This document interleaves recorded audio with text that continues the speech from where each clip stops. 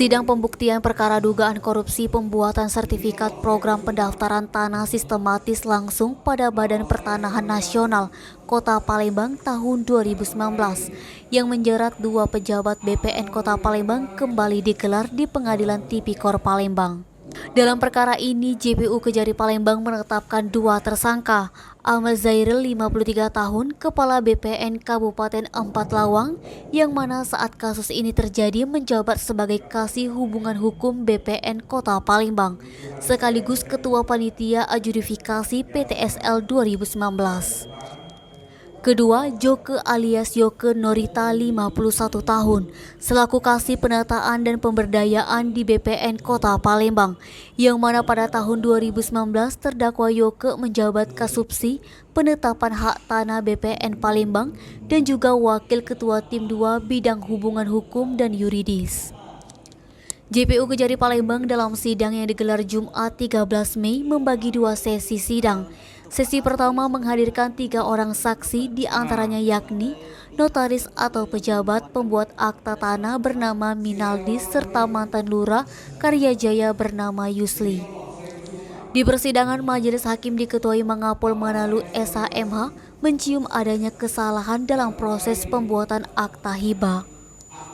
Sebab dalam perkara ini pembuatan akte hibah tidak ada hubungan apapun antara pemberi hibah tanah pertama, tanah ratusan hektar bernama Sukur di Kelurahan Karyajaya, kepada penerima hibah bernama Asna Ifa.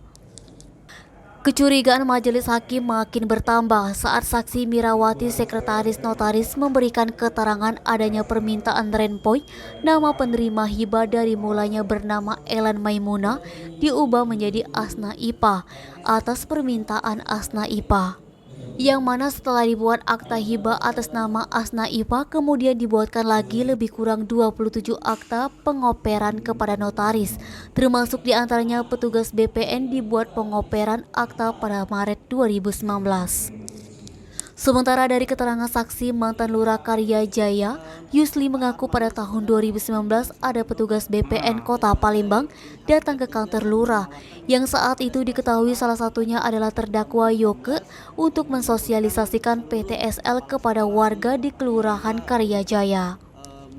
Setelah sosialisasi selang 1 bulan kemudian, tepatnya pada Februari, ada petugas BPN datang ke RT 07 untuk PTSL 2019.